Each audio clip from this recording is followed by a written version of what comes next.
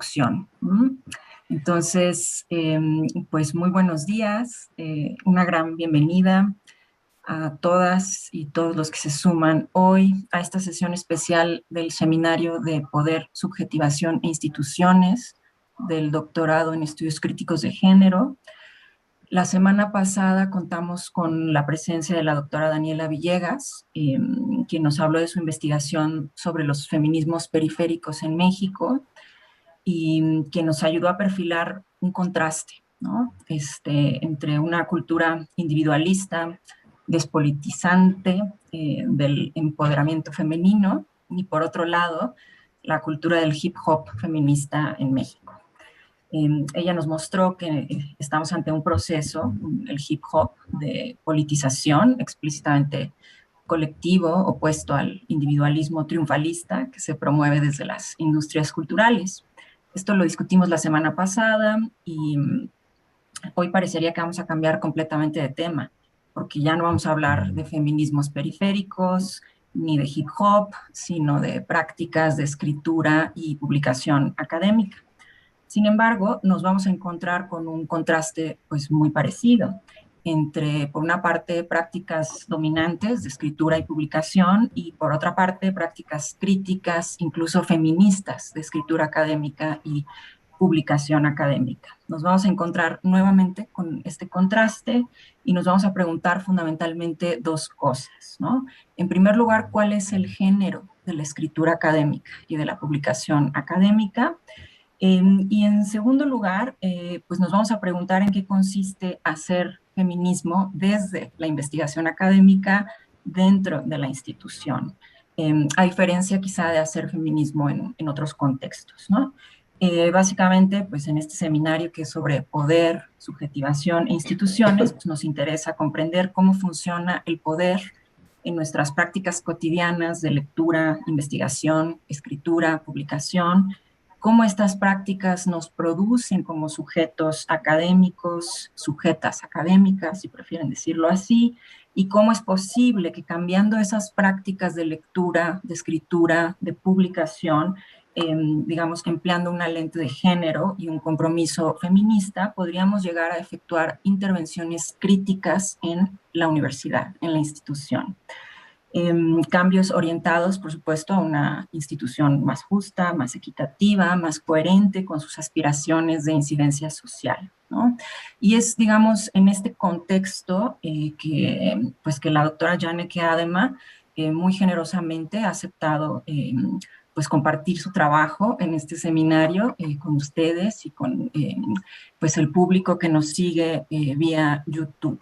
Entonces voy a presentarla en español, después ella va a dar su plática en inglés, y como les decía antes, pues vamos a interactuar en Spanglish, ¿no? Vamos a improvisar esa parte, ¿no? La doctora Janneke Adema es profesora asociada en el Centro de Culturas Post-Digitales de la Universidad de Coventry, en Inglaterra. Es filósofa, historiadora, socióloga, que se ha especializado en la teoría cultural de los medios digitales, concretamente en la historia del libro. Se ocupa, digamos, en su investigación del futuro de la comunicación académica, de las formas experimentales de producción del conocimiento a través de publicaciones procesuales y performativas, del acceso abierto radical, de la poética, de la escritura académica, que es de lo que nos va a hablar hoy. Tiene muchísimas publicaciones, ustedes pueden encontrar la lista completa y los textos completos en su blog, Open Reflections. Aquí solo menciono el libro publicado en 2021 por MIT Press, que lo tengo aquí, ¿no? Librazo. En inglés se llama Living Books, Experiments in the Post-Humanities, y en español lo podríamos traducir como Libros Vivientes, Experimentos en Post-Humanidades. Y bueno, además de ser autora de numerosas publicaciones, Janneke Adema pone en práctica su crítica de la mercantilización del conocimiento académico mediante un apoyo activo y práctico a proyectos editoriales no lucrativos, proyectos autogestivos en el medio académico, como el colectivo por el acceso abierto radical, Open Humanities Press, Scholar-Led, Post Office Press, Cita Press. Es responsable técnica del proyecto COPIN, que en español quiere decir Infraestructuras Abiertas y Comunitarias para la Publicación de Monografías Académicas, que recibe financiamiento de Research England y de la Fundación Arcadia. En fin, hay muchas otras cosas que podría decir de lo que ha hecho Janneke Adema. Solo quisiera agregar que, bueno, y esto lo voy a decir en inglés, perdón. I just want to add that Janneke Adema is the main inspiration of my research project, and she's the one who has written the most about the things that I am currently interested in. And I am very, very grateful to have you here, dear Janneke. So, you know, it's all yours. The platform is all yours now. Thank you. Thank you so much, Gabriela. And thank you so much, everybody, for having me. And yeah, I'm really looking forward to sharing some of the projects I'm involved in and that I'm working on with fantastic groups of people, including also Gabriela, who is a fantastic collaborator on several projects that we're working on together. Okay, so I'm going to share my slides then, and it worked a little while ago, so we're hoping that it works again. Allow. All right, so I'm going to do it full screen. I can't see you guys anymore, so I hope it all goes well. Okay, there it goes. Okay. Okay. Who owns knowledge? How do we disseminate it to benefit societal goals and values that speak norms of justice? Who should have access to knowledge?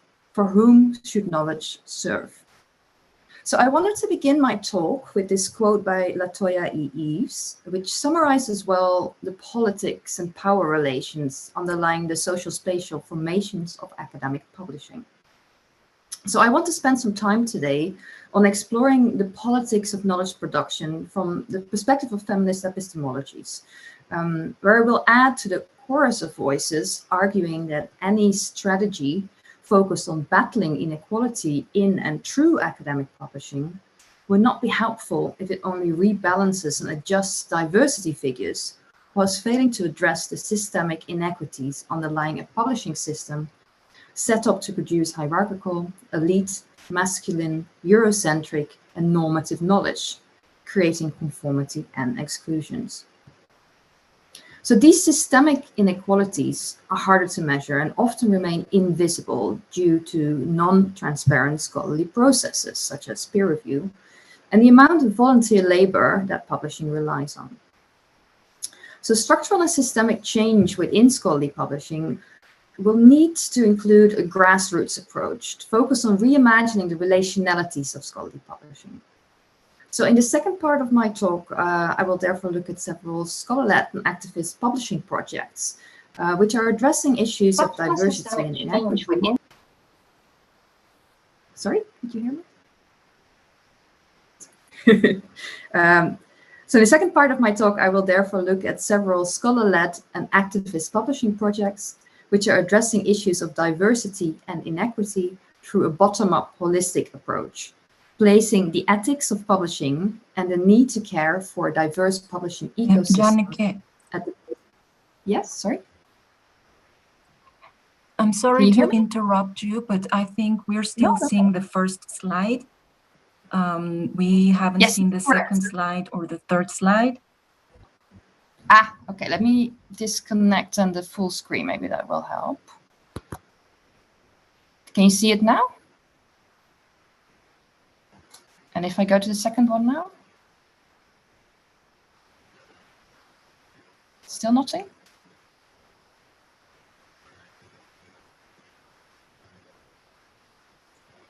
No? I'll just stop sharing for a bit to see the chat otherwise. And yeah, you can see it? Okay, cool. All right. Okay. Trying again.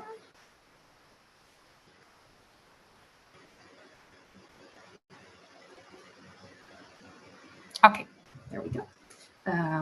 So just to backtrack a little bit, in the second part of my talk, I will therefore look at several scholar-led and activist publishing projects, which are addressing issues of diversity and inequity through a bottom-up holistic approach, placing the ethics of publishing and the need for a diverse publishing ecosystem at the basis of their publishing endeavors.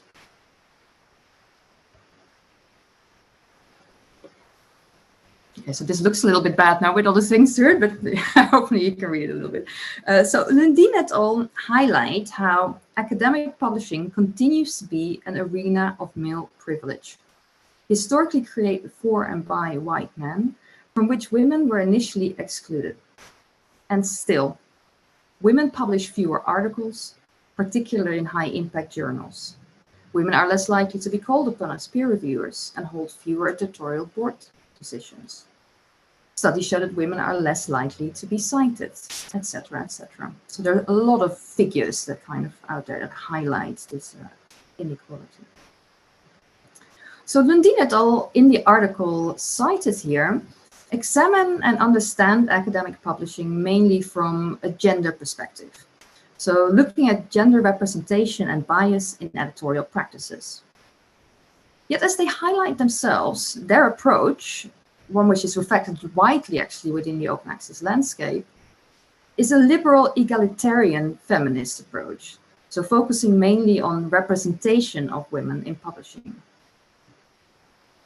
Yet some again different perspective, influenced by feminist standpoint theory and its focus on situated knowledge practices, looks more at the systemic, institutionalized and structural barriers to research and publishing that continue to be reproduced, including those based on sexism, racism, classism, ableism, imperialism, and heteronormativity.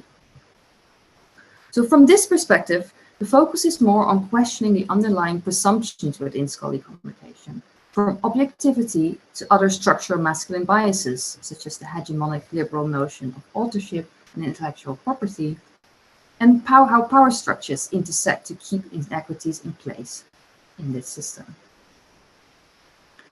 In perhaps simpler terms, where the first approach might, for example, focus on endeavors to cite more women as part of our research, which of course remains an important strategy nonetheless, the second is focused more on critically addressing the systemic issues underlying how we value scholarship through citation and impact systems that continue to create and reproduce structural inequalities in scholarship.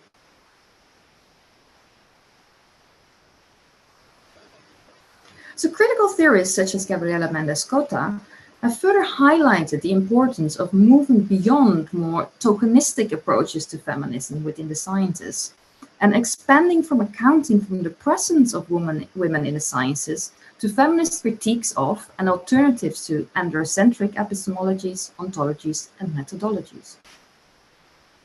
In addition to this, Méndez-Cota contemplates the severed connections between academia and activism in feminist science studies, where she argues that in a Latin American and specifically in a Mexican context, feminism as a site for this generation of situated knowledges has been predominantly involved in addressing issues of structural violence. As she outlines, Latin American feminisms are currently much more concerned with mass mobilization of women against the most recent and aggravated manifestations of structural violence, including sexual harassment and feminicides, neoliberal extractivism and environmental depletion, than they are with the developing academic, speculative, or even practical engagements with science.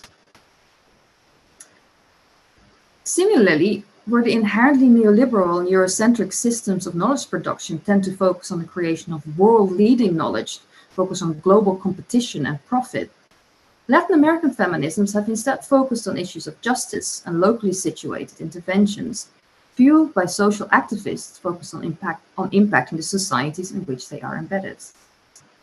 So Méndez-Cota argues, therefore, that there is an opportunity here for the development of a Mexican intersectional and situated approach to mend this disconnect and focus on reintroducing feminist concerns such as social justice, cooperation, and care in feminist science studies and academia more broadly.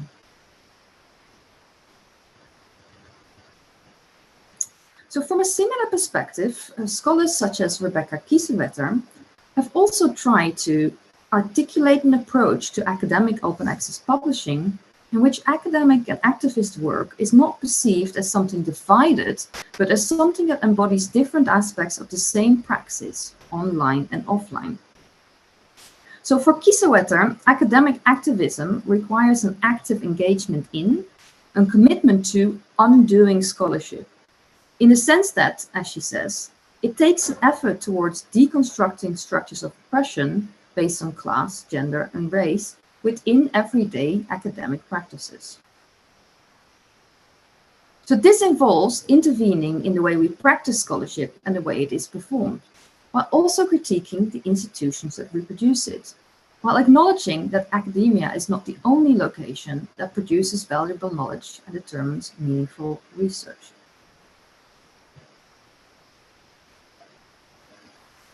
So this kind of critical intervening in the way that knowledge is produced through forms of rapid open access publishing, the creation of experimental publications, and the creation of alliances with like-minded groups of scholars and activists is what I will be discussing today. And although I use my own research as the basis for this talk, including my recently published book, research which is itself already inherently collaborative, I have to say, these interventions are part of a collective endeavor, where my work is embedded in networks and scholarship of other publishers, scholars, librarians, technology specialists, activists, artists, educators, and others, from different fields and backgrounds, inside and outside of the university, all committed to exploring alternative forms of publishing. So within my research center, we're currently formulating our work around the concept of post-publishing, which for us involves a reimagining what publishing is and what it does, or undoes, following Kiesewetter, which means performing it differently. So beyond the commercial and humanist legacy systems that still dominate publishing, beyond the focus on books as objects and commodities and on binaries between print and digital, and beyond the way oppressions along lines of race, class, gender, sexuality, nationality, ability, and language continue to shape our writing and publishing practices. So we try to do so by actively intervening in the way research and writing is produced and disseminated, and how communities and publics are created around this. So we share a willingness to question and disturb existing hegemonies and enclosures of knowledge production, and to subject deeply ingrained communication practices to creative critique, together with the institutions that sustain them, so the university, the library, the publishing house, authorship, copyright, etc. So our aim is to re-perform these institutions and communication practices in potentially more ethical and responsible ways, by creating diverse interactions, alliances, and relations of care around publications, acknowledging local practices and multiple epistemologies.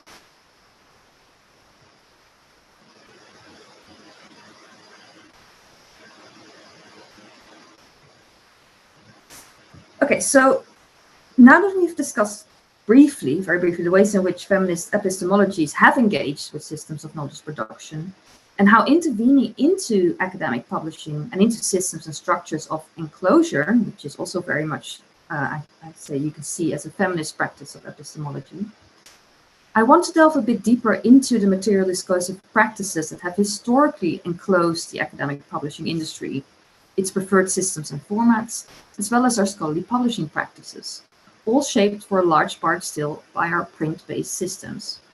So how can we start to intervene in this? So what I'm referring to when I write about print-based forms of communication is the way print has been commodified and essentialized. So through a discourse that prefers to see print as linear, bound, and fixed, as a work with an author, and through a system of material production within publishing and academia, which includes our institutions and practice of scholarly communication, that today certainly prefers quantifiable objects as auditable performance indicators.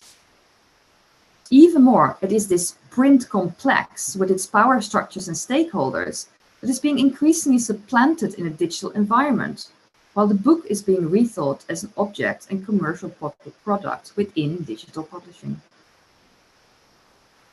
So the commodification of the monograph has developed alongside a complex and interwoven system of scholarly communication and publishing.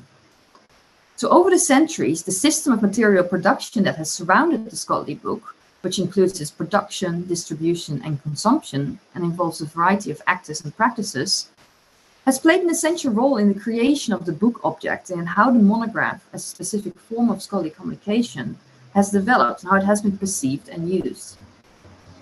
So it is this book object that has again performed a range of roles in the system of material production from which it co-emerged. So not only has it functioned as a specific medium or a technological format through which research is communicated, but it has also served as a marketable commodity, so for the publishing industry, and as an object of symbolic value exchange, so for example, for tenure and promotion in the context of the academic profession. So the history of print can be seen to privilege a vision of the book as a fixed object of communication, a discrete medial entity that, when well preserved, can have certain cultural effects. So here, in what can be seen as a naturalizing tendency in media history writing, print is often opposed to the presumed fluidity of orality and the mutability of handwritten text. So an aggregate of technological, economical, and institutional factors and structures, and the tensions among them, thus stimulated the development of the book into both a product and a value-laden object of knowledge exchange within academia.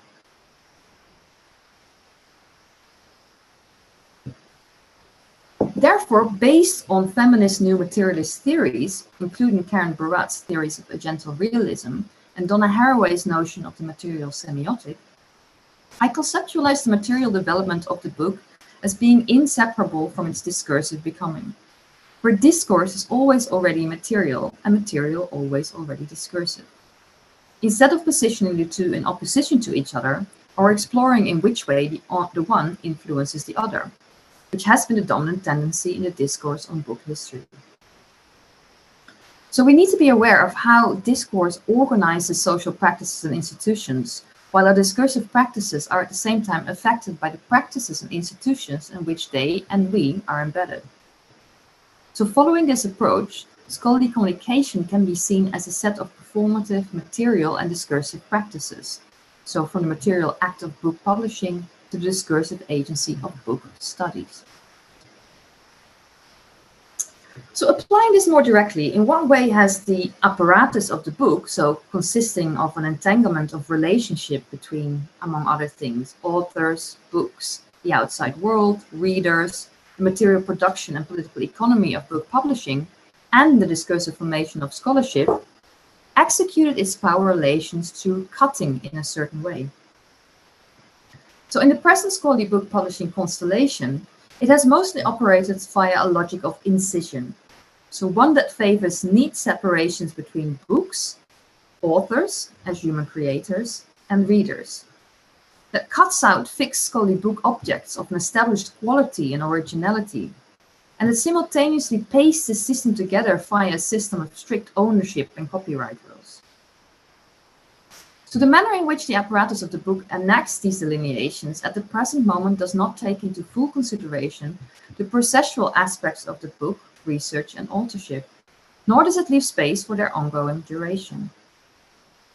Neither does this current, still predominantly print-based apparatus explore in depth the possibilities to recut our research results in such a way as to experiment with collaboration, updates, versioning, and multimedia enhancements in a digital context.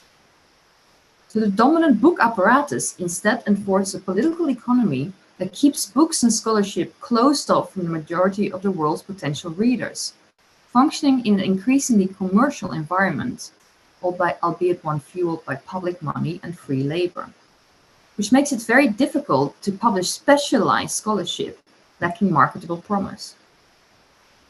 So the dominant book apparatus thus does not take into consideration how the humanist discourse on authorship, quality, and originality that continues to underlie the humanities perpetuates this publishing system in a material sense.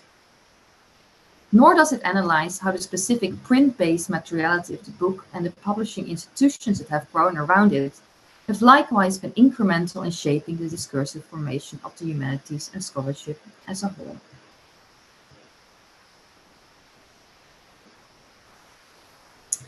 Now, many alternatives are being formulated against this ongoing commodification and objectification of the book.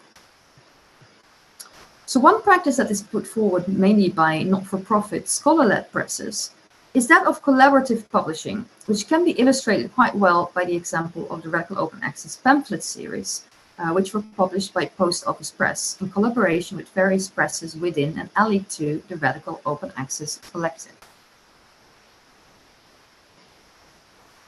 The Radical Open Access Collective is a community of 70+ presses, organizations, and projects involved in scholar-led, not-for-profit, radical and experimental publishing practices.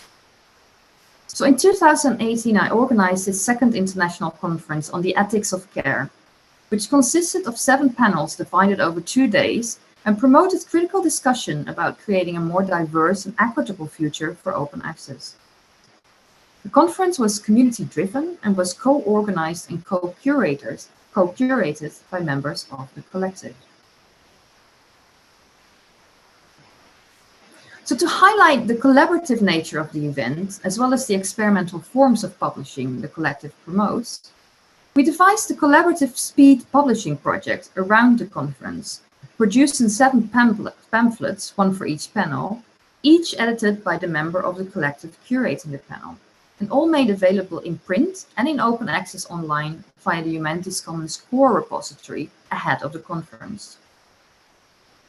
So this speed publishing project was initiated and overseen by Post Office Press, POP, a scholar-led experimental and collective press and research project. So POP functions as a ghost press, a press that can be taken on by anyone who wants to publish under its name, similar to a collective name such as Anonymous.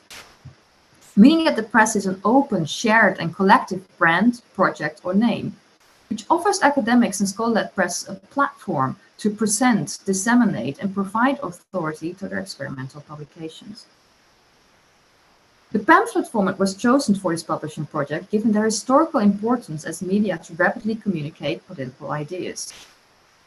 As such, they have been instrumental as print media in bringing about political change.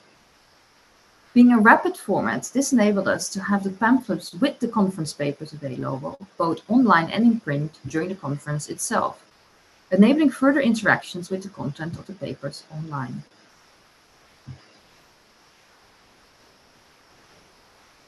The pamphlets were custom designed and reso-printed and co-published by Birmingham-based Rope Press, a charitable organization supporting artist publishing. So Rope Press printed the pamphlets in a limited edition print run, sold at low cost during the conference. So central to this project was to highlight the collaborative and non-competitive nature of the publishers that are part of the Radical Open Access Collective, in contrast to the commercial and proprietary practices of the large commercial publishers dominating academic publishing.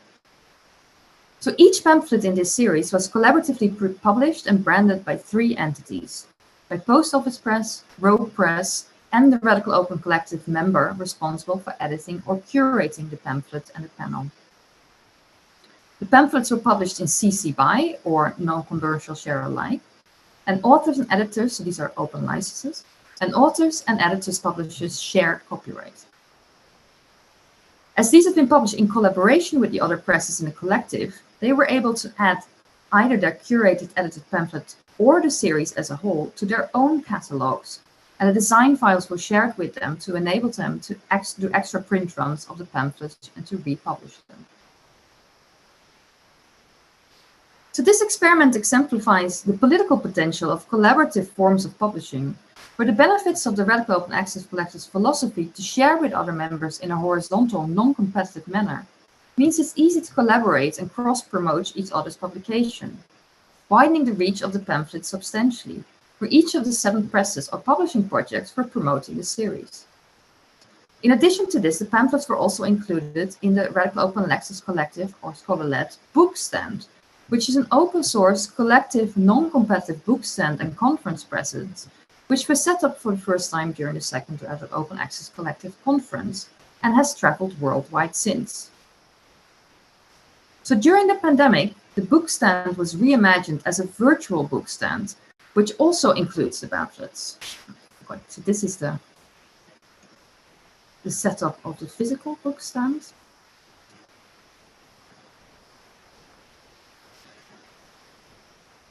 And this is the virtual book stand, which also includes the pamphlets.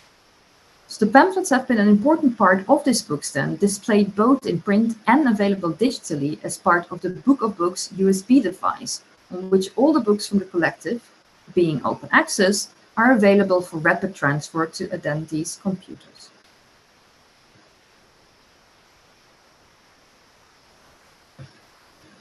So how then can we as academics take inspiration from these kind of collaborative publishing projects and publishing imaginaries to ourselves intervene into or make affirmative incisions into the apparatus of the book? So how can we influence the system? How can we reimagine publishing as part of our research methodologies or integrate it into them? How can we practice these feminist epistemologies that I've referred to at the beginning of my talk? So one way to conceptualize this, beyond what we've already discussed, is by breaking down clear distinctions between practice and theory, or in this context, between publishing and research, which I have done in my research with the aid of two methodological frameworks, that of critical praxis and scholarly poetics.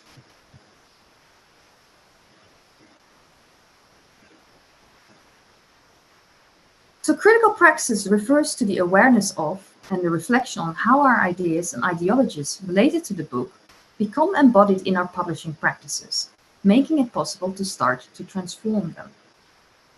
So certain structures and practices underlying knowledge production determine what counts as legitimate knowledge, but at the same time reproducing a specific kind of subject position or social identity, namely that of the academic scholar.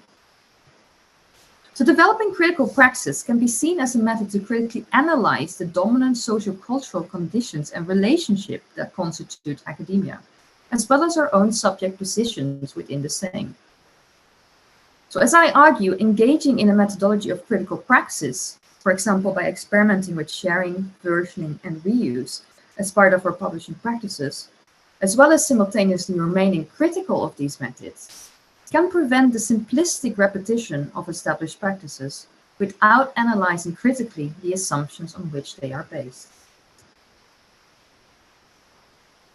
So the concept of scholarly poetics is a similar methodological framework that I have used in my work to break down distinctions between, again, publishing and research, and between practice and theory.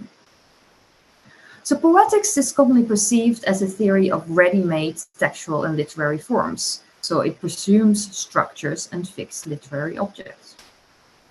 So literary theories such as Terry Treadgold juxtaposes this theory of poetics with the more dynamic concept of poesis, which is the act of making or performing in language, which, as Treadgold argues, better reflects and accommodates cultural and semiotic processes, and with that, the writing process itself.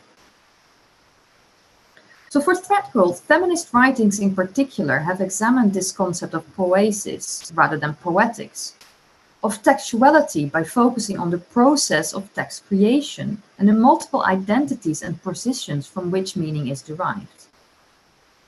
So this is especially visible in forms of feminist rewriting, for example, of patriarchal knowledges, theories, and narratives, which reveal their gaps and fissures and the binary logic which structures them, as Treadgold states.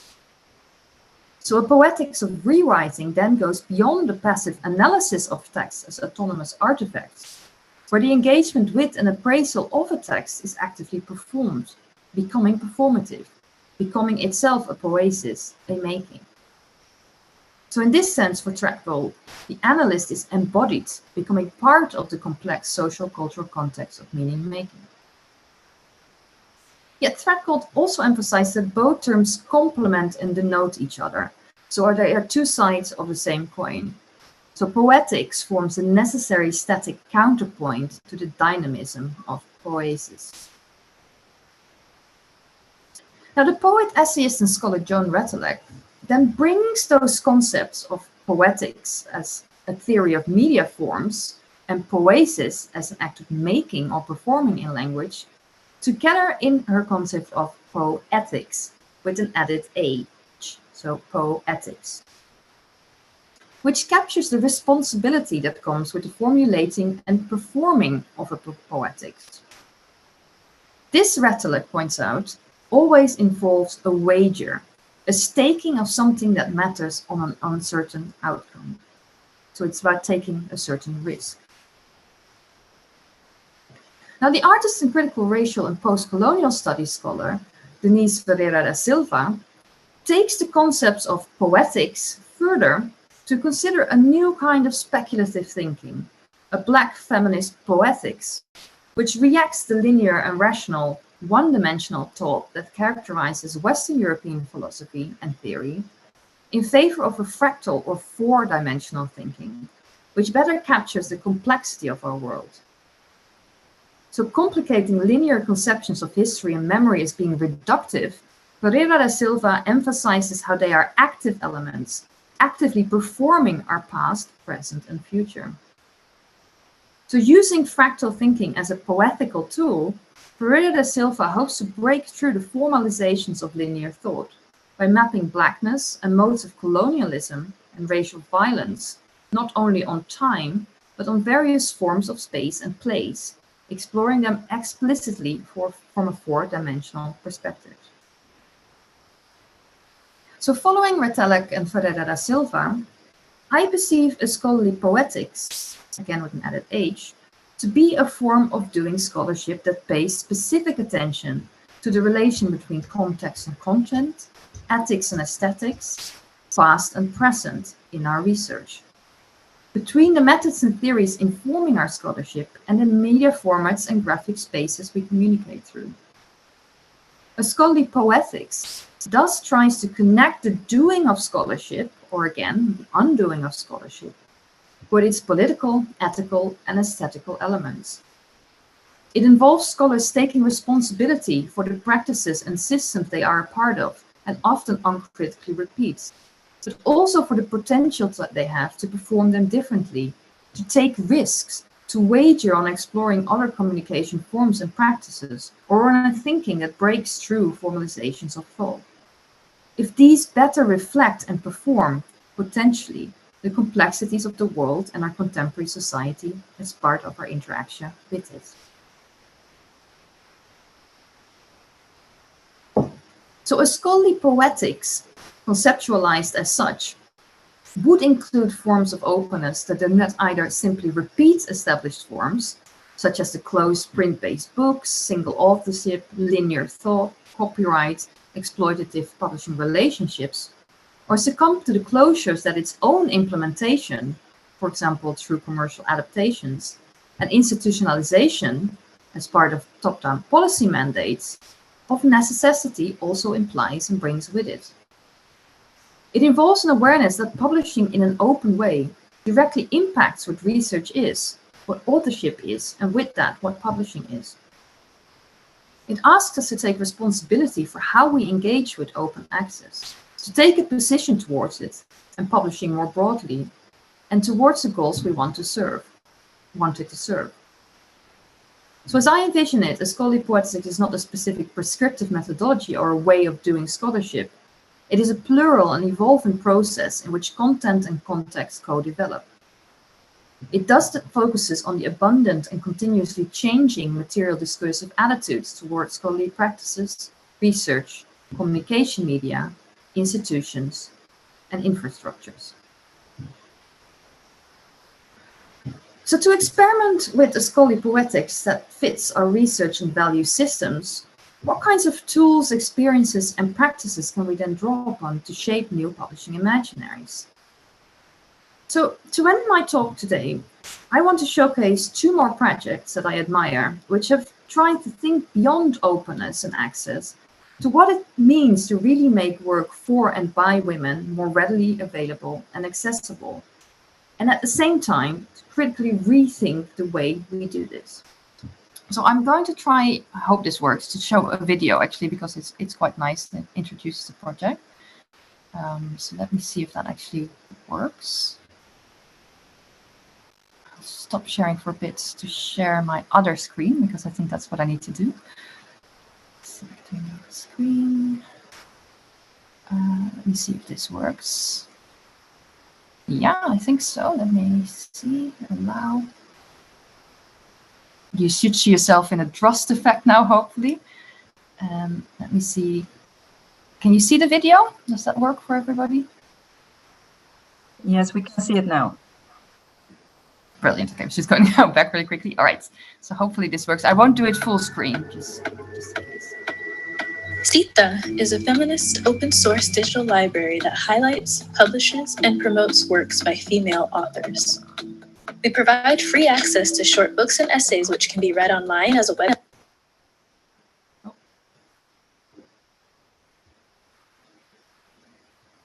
page using an interactive online reader, viewed in book mode, or printed and bound as a booklet using easy-to-follow instructions. The publishing industry consists of many interlinking elements, including distributors, publishing houses, agents, and authors. The copyright of a book's content is usually held by the author, while the copyright of the edition is held by the publisher. When copyright expires, books enter the public domain, which is where plenty of classic literature can be found, like Jane Austen, Shakespeare, or Cervantes. However, these books are almost never available in an open access printed format, and publishers and distributors tend to keep most of the revenue. Sita's books use Creative Commons licenses as a way of giving free access to the content and expanding the reach of these books. Some of these writers adopted masculine pseudonyms or used their initials rather than their first names in order to be taken seriously in a male-dominated field. Some tackled progressive topics that others found shocking or even immoral. Many fell into obscurity after publication. Sita uses the power of the internet to make these important public domain texts available to all for free in a carefully designed, readable, contemporary format. Sita has also invited writers and scholars to write short introductions to each of these texts and commissioned artists to create new covers. You can now read and share Sita's books for free.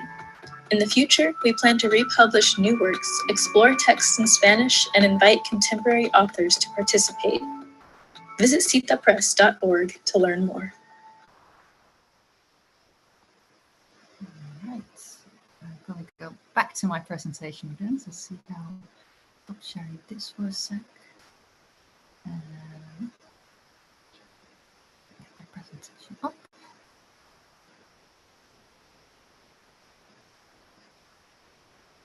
Hopefully you can see that again.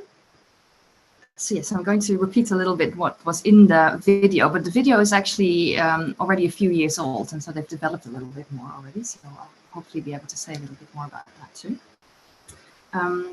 So yeah, the first project I would like to highlight is Sita Press. So Sita is an open access feminist digital library and press that publishes, promotes, and distributes open access books written by women whose works are openly licensed or in the public domain. So Sita was launched by the designer Juliana Castro-Baron in 2017 with the aim to create a library of carefully collaboratively designed books, available free in both web and print formats, honoring principles of decentralization, collective knowledge production, and equitable access to knowledge. So doing this, Sita wants to increase the visibility of female-created content. So the texts they publish are chosen based on the underrepresentation of women in archives of public domain books. So as Castro-Baron highlights, today there are only 5 female authors represented within the top 50 books on Goodreads' list of popular public domain books. So due to the systemic, I've got a cat at the same time trying to claw my computer, so apologies. Due to the systemic effects of patriarchy and sexism, the literary canon still consists predominantly of men, while female authors from previous era continue to struggle for recognition.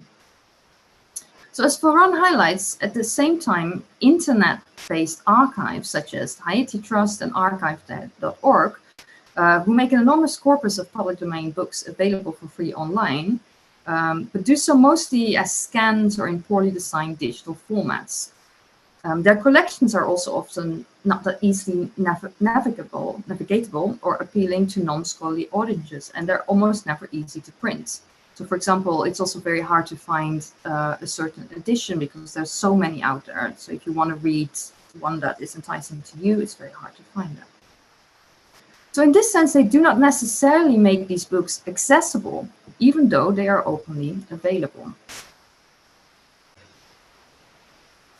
Okay, I think my cat actually deleted the slide, but we'll forget about that. So Castro-Varón aligns CITA's distribution with the long-standing cultures of self-publishing and do-it-yourself reproduction in the Americas. So particularly in Latin America, she argues, where zines have reflected and responded to political, economical, and religious issues. So these forms of community-created knowledge and peer-to-peer distribution can be seen to demystify publishing, just as nowadays the internet and digital distribution has the potential to do so.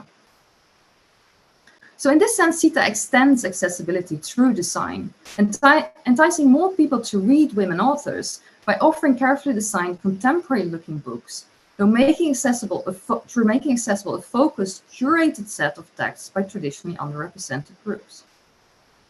But beyond making publishing more inclusive, as I touched upon at the beginning of my talk, CITA also applies its feminist principles to the way it publishes, through its designs, its collaborations, and its licensing. So with respect to the design consideration, as Castro explains, and I'm going to see if I can get it back, sorry, because probably if I do this, yeah, that does work. So, so as Castro explains, CITA is both an archive and a graphic design project. So all their publications can be accessed in low connectivity areas, and the interface is compliant with all accessibility standards. And their high quality edition at the same time can be viewed by readers online using any device, or can also be downloaded and printed off at home via a desktop printer and reproduced easily, inexpensively. So they've also chosen texts by female authors that are short enough to be printed off at home. So most of them are under 100 pages. They use an accessible typeface, which was designed by a woman, Sol Matas. And for their color choices, they decided to kind of flip the binary gender color standard. So as Castro explains, CITA's brand uses bright yellow and blue, not only because it rejects color stereotypes, but also because it is not targeted exclusively towards female readers. So CITA is also an inherently collaborative project, where they work together with scholars, writers, illustrators, translators, and designers to create their editions. So to acknowledge the collaborative and volunteer nature of the work, CITA's books have the name of all collaborators on the front cover. And in the digital editions, contributors are promoted and presented in a way that elevates their work. All their works are also openly licensed, both the print editions, the print-off editions, as well as the digital editions.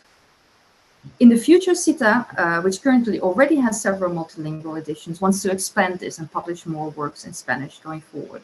At the moment, they've also got a multilingual website already, if you want to have a look. Okay.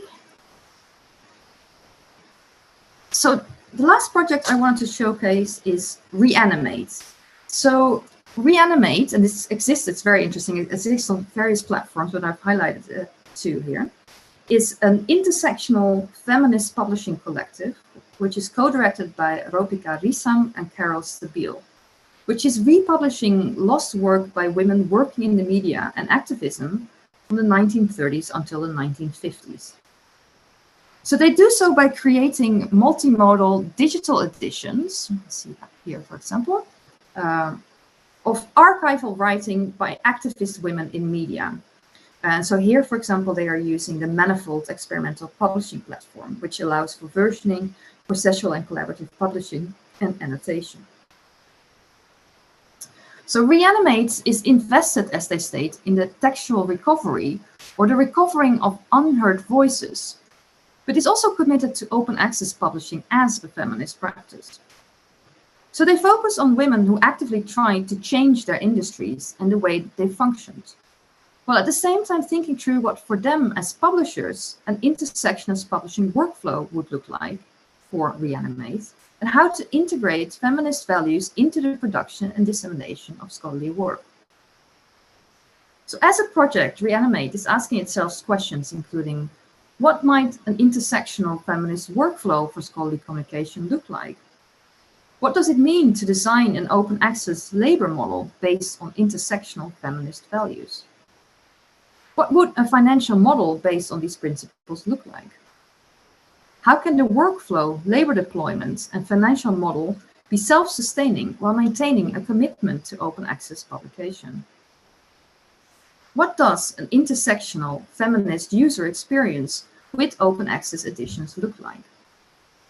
So Reanimate is trying to figure this out while at the same time publishing its contents on different platforms. So they're now doing this project with Manifolds to publish their works on, but they've previously used Pop-Up and other kind of platforms to try this out. And this is something that's also quite interesting, to kind of explore all these different platforms as part of their practice. So I think I'm going to leave it at that. There are some more projects I could potentially talk about, but I think I've been talking for almost an hour now. And I would really love to hear what your experiences are with publishing and how you've been trying to intervene yourselves maybe in a kind of structures of knowledge production and power that you as students are also facing on a daily basis, I assume. So thank you very much.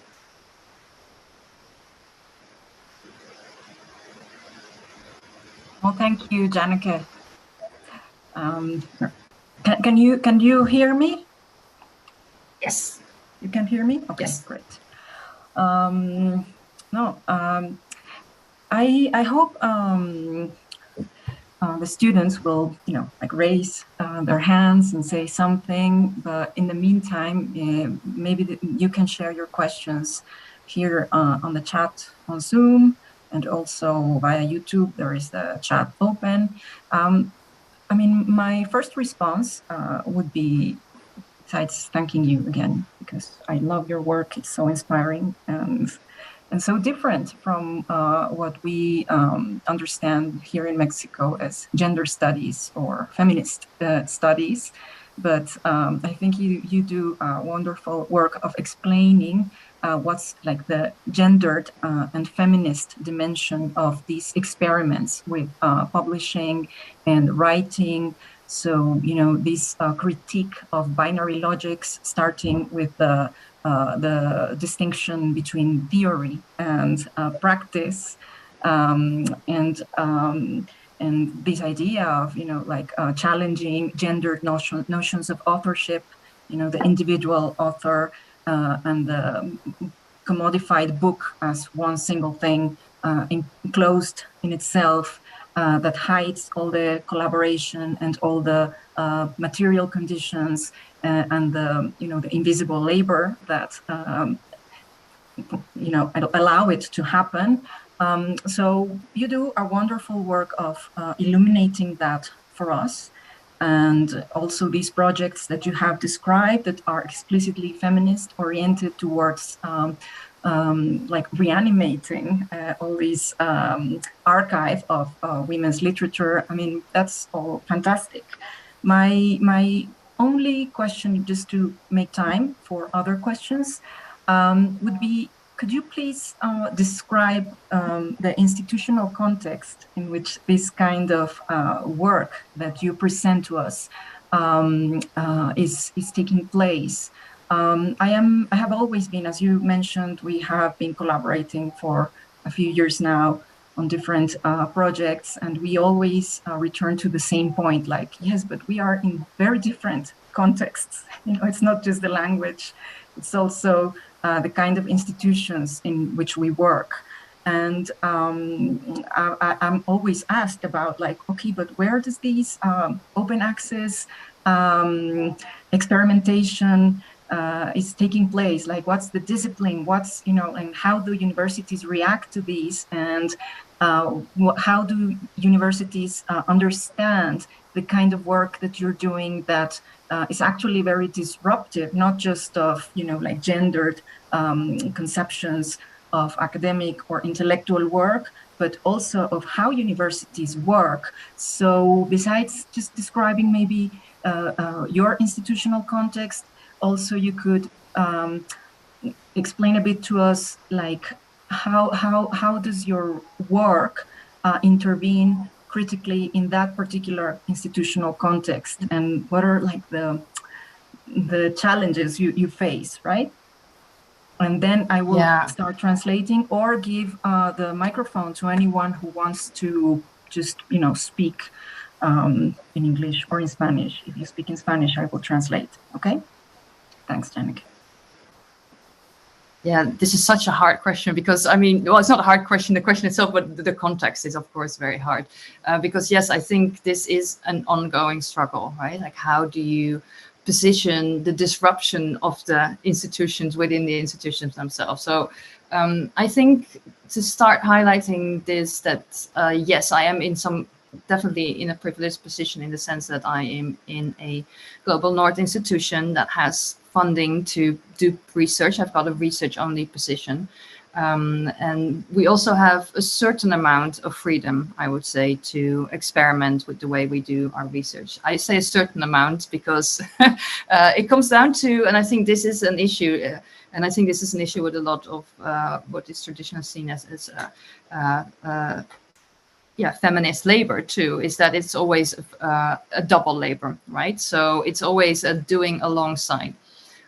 So there is that element that you see. I've also published this nice printed book with MIT Press because that's a requirement of my institution to do this. But on the same time, and again, also a single authored, right? Bound, copied.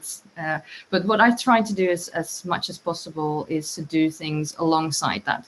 But I think it's actually a double strategy. So the strategy is on the one hand to try and intervene in those established practices, right? So it's about thinking through how we can make established forms of publishing more equitable and open them up more. So one of the things that I've done, for example, is there's also an open access edition of my book. And you see that with a lot of the projects too that we work with and collaborate with, they might have more traditional or kind of print-based outputs, but then on the side, something else. And this is to kind of start familiarizing with the established system with more experimental forms. But on the other side, there is that element of doing it really alongside. So a lot of the projects that I mentioned are scholar-led presses. So these are scholars that set up their own press outside of established systems, so outside of the system of university presses or big commercial presses, to create these alternative spaces, I would say. And this is also, I think, where a lot of the time the overlap with activism happens, because a lot of these presses define themselves specifically as activist projects. And you see that too in, for example, a Radical Open Access Collective. So a lot of the presses there are not really necessarily connected to academic institutions. They might have some authors that are connected to them, or they might have publishers that used to be connected to them, but they are kind of in that in-between landscape where art and activism could meet each other. And it's creating that space also, I think, for bridges between the two. And similarly, I think, the discussion about theory and practice comes in at that point too, because I think next to kind of more experimental forms of practicing, more kind of practice-based forms, which would also entail doing an experiment with a publication, are also having a hard time within institutional settings, of course. And I would be really interested to hear how that works in a Mexican context too. And we, within my institution particularly, are really trying hard within the institution at the moment to formulate what practice-based research is, to kind of give it more visibility and to highlight it more as a kind of a way of doing research that differs from the kind of traditional ways that we do research, that it's more collaborative, that it could be open-ended, that it doesn't necessarily have a written output, etc., etc. And that this kind of research, of course, has a very long tradition already. So basically I would say that it's a dual strategy of trying to change the systems we're in, while also of necessity, unfortunately, having to kind of set up things outside or alongside it with kind of international networks of scholars that do the same, I guess. Yeah. Thank you, Janneke. So I have one question from Andrea Solis, and then I'm going to give the microphone to Roger Magazine. So Andrea is asking about money. So she's completely, in favor of open access, but she's concerned about, economic payment. She's concerned about free labor, right? You already said, well, free labor is unavoidable when you are, trying to diversify publishing practices, make them experimental, and all of that. But she is asking this in the context, in a Latin American context, where researchers are not paid for their for the research that is submitted to these journals, while universities are paying like subscriptions to get those. This is all about open access, right? So basically, her question is how do you envision the economic dimension of an alternative, scholarly communication environment based on your experience? And then I'll give the microphone to Roger. Okay. Well, yes. So this is, yes, you're right. This is a really, really big issue. The only thing that I would say, and it's also reflects the fact that I get a lot of feedback from people saying, look, I would like to do these kind of things, but where would I find the time in my already overstretched work time, right, as an academic? And you're completely right. And this is a problem.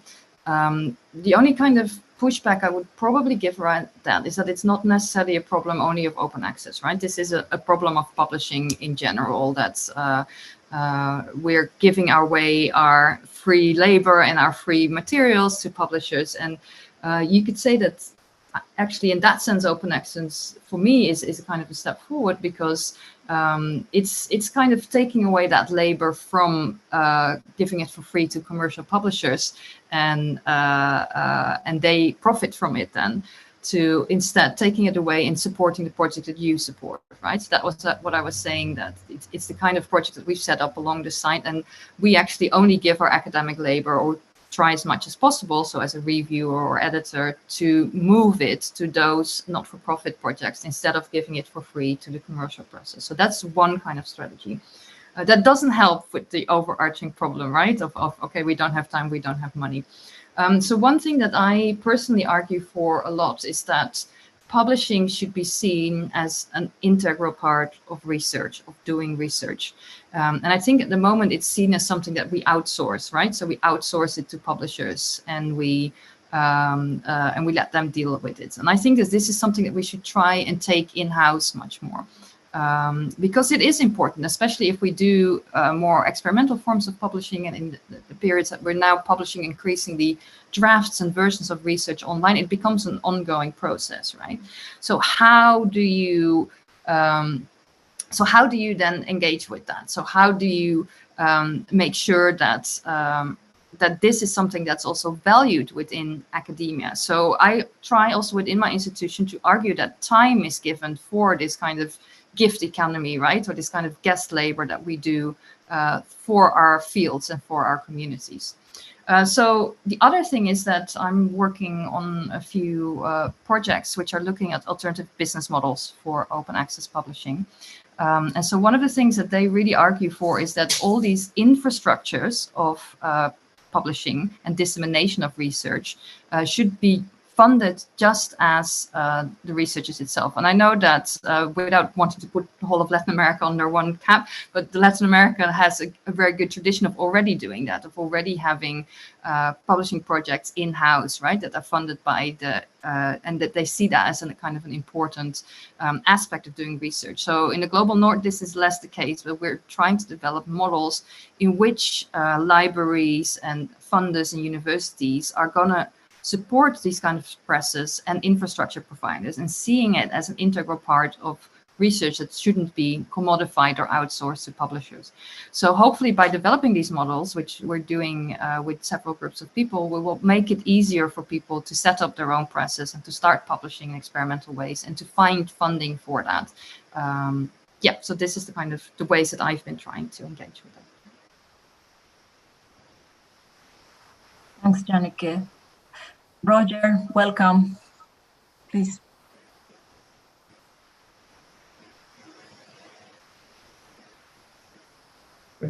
Thanks, Gabriela. And the biggest challenge is,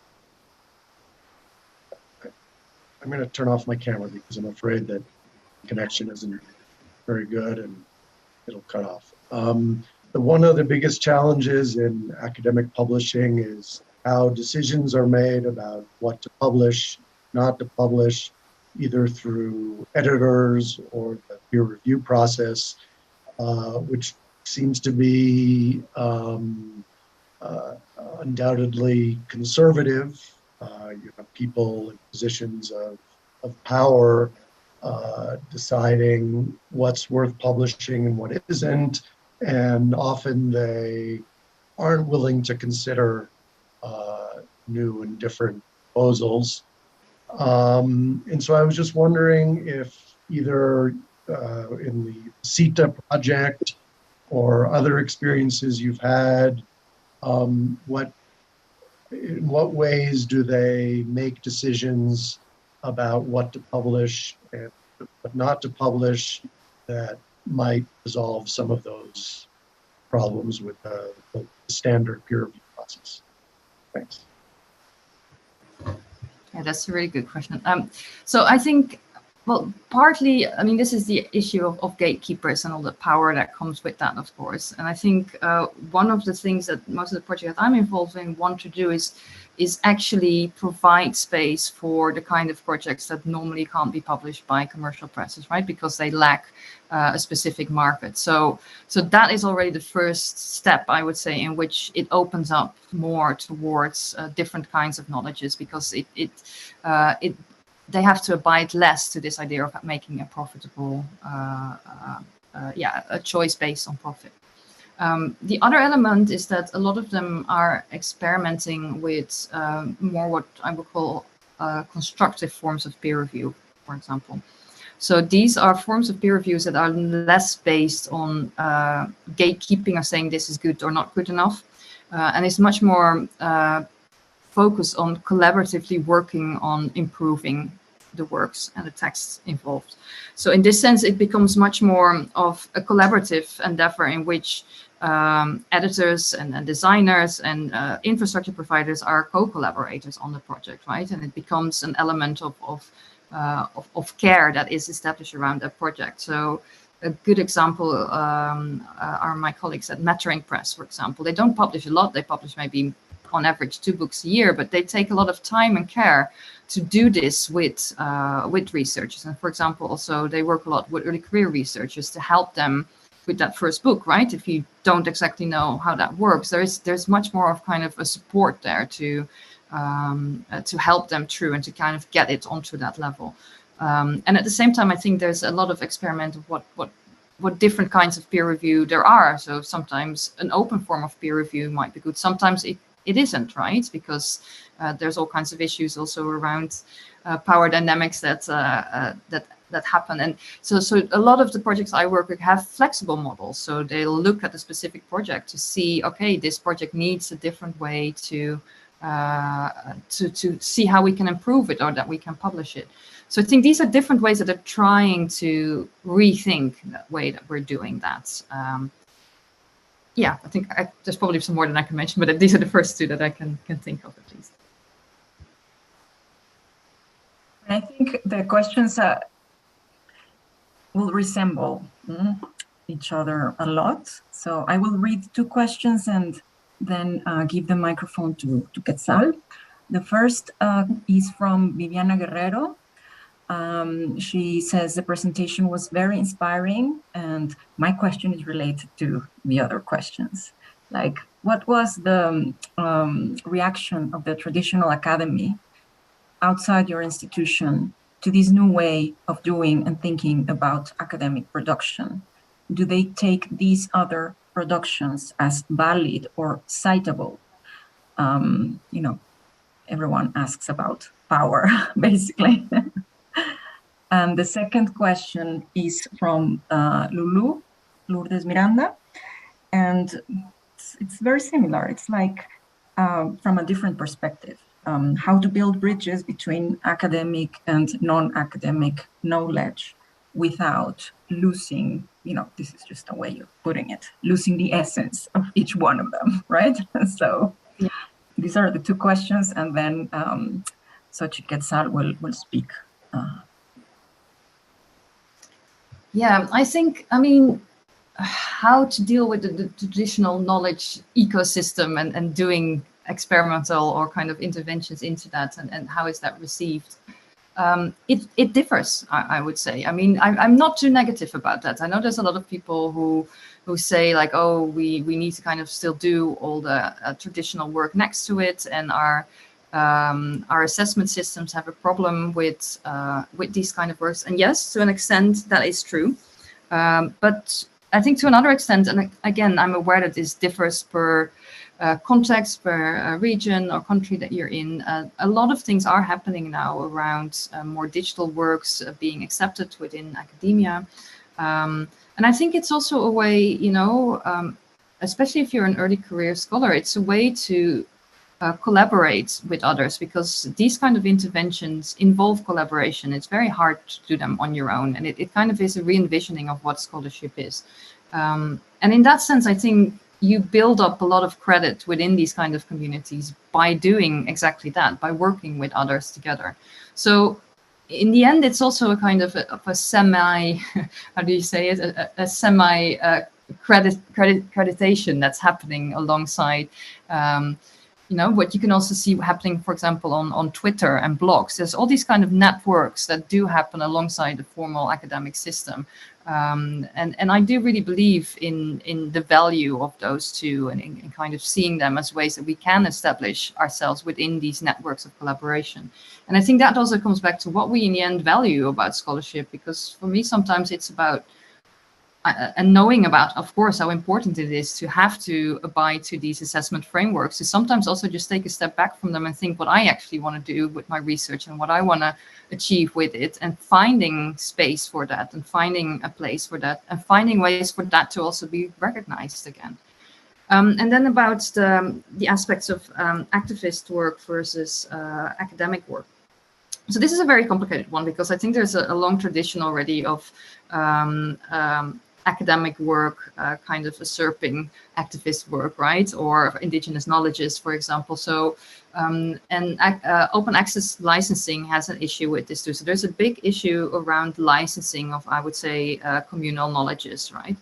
And there are a lot of presses now that are exploring this, like how can we work with different forms of licenses that acknowledge indigenous works, for example, and indigenous knowledges. But it is difficult, and a lot of the presses that I'm working with don't know what to do with that either, because the moment that you publish and make something public, it is copyrighted, right? And it's very hard to kind of find even an alternative copyright license that isn't connected to an individual author, or that doesn't involve you as an individual author giving away some kind of rights. And it's very hard to determine reuse rights. So from that side, it's that element. So more on the activist front, I think there's a lot of collaboration happening there, because as I see it, I see publications as inherent forms of means around which we can organize, right?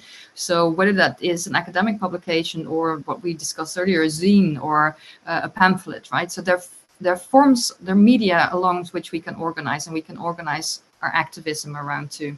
And you can see that a lot. I mean, one of the projects that colleagues of mine have been involved in was called Pirate Care. And during the pandemic, they published an online syllabus, which was collaboratively authored, which provided help and information and care around how to deal with all the kind of aspects that came up during the pandemic, around taking care of others, around housing, and around disability.